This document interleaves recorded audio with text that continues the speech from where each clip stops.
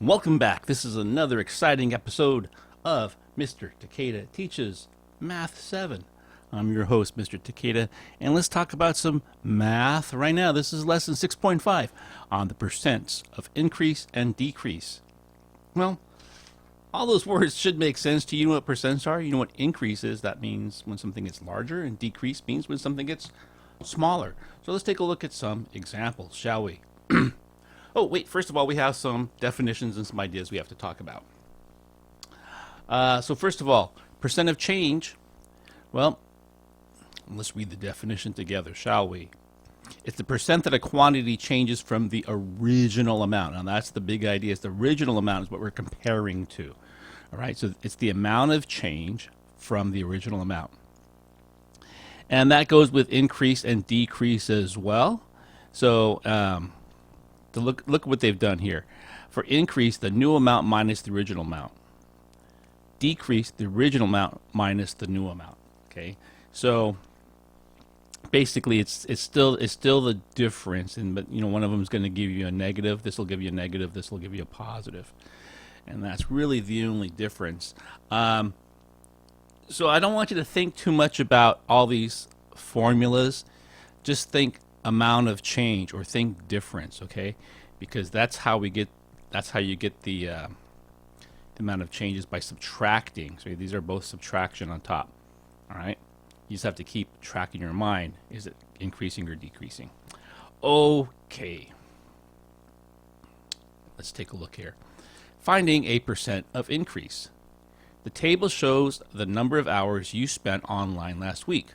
What is the percent of change in your online time from Saturday to Sunday? Okay, so we're starting with Saturday. That's the original amount. We're comparing it to Sunday. So Sunday was 4.5 and Saturday was 2. So I want to take the difference of those two and divide it by the original amount, which is 2. Okay, so 4.5 divided by 2, 4.5 minus 2, 2.5. So there was an increase of 2.5 hours compared to an original amount of 2 hours. So we will divide those. 2.5 divided by 2, 1.25. Okay, but remember, we're asking for percent. So I have to move my decimal point over 2 spaces. So the answer here will be 125%.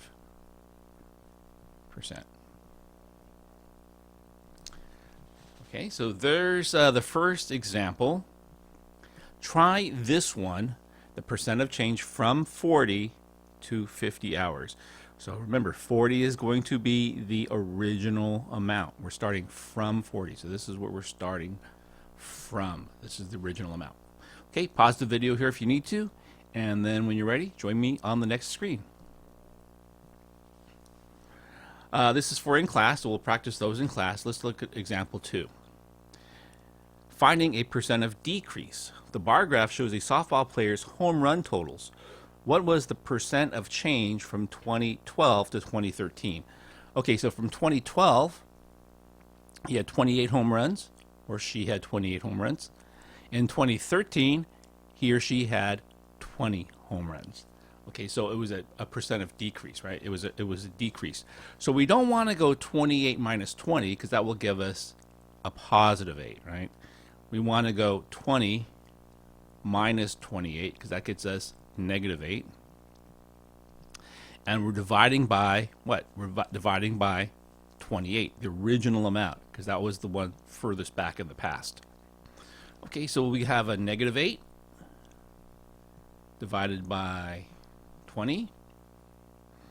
Now, we can do this without a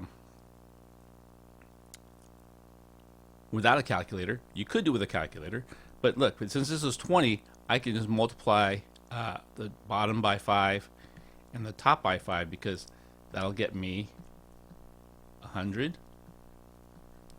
on the bottom and a negative 40 on the top.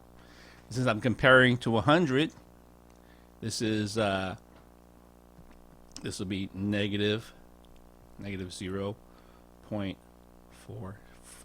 right? 40 hundredths. So we have a change here of negative 40%.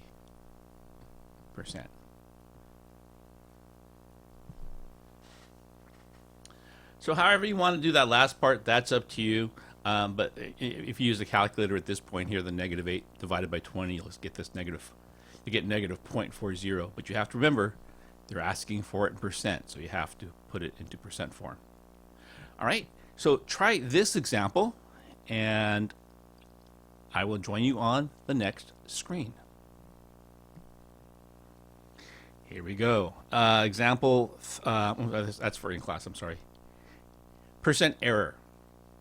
It's the percent that an estimated quantity differs from the actual amount. And that's the important part, the actual amount. The error is the difference. This is the difference estimated and actual.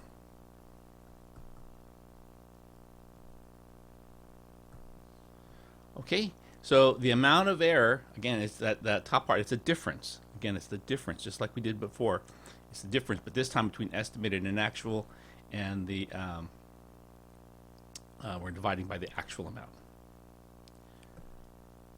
Okay, so you estimate that the length of your classroom is 16 feet. The actual length is 21 feet. Find the percent of error. Now in this case, it doesn't really matter. There's not like it's not a change up or a change down. It's kind of like absolute value. It doesn't really matter. So 21 minus 16 divided by actual 21. Okay, so we have a difference here of 5. That's our amount of error. And the actual is 21. So 5 divided by 21. We'll do this on the calculator. 5 divided by 21. 0.238.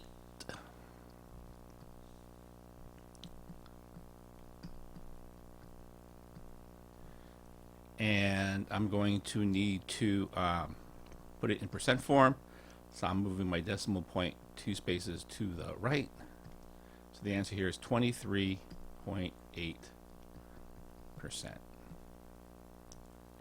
That's a big error. You weren't close.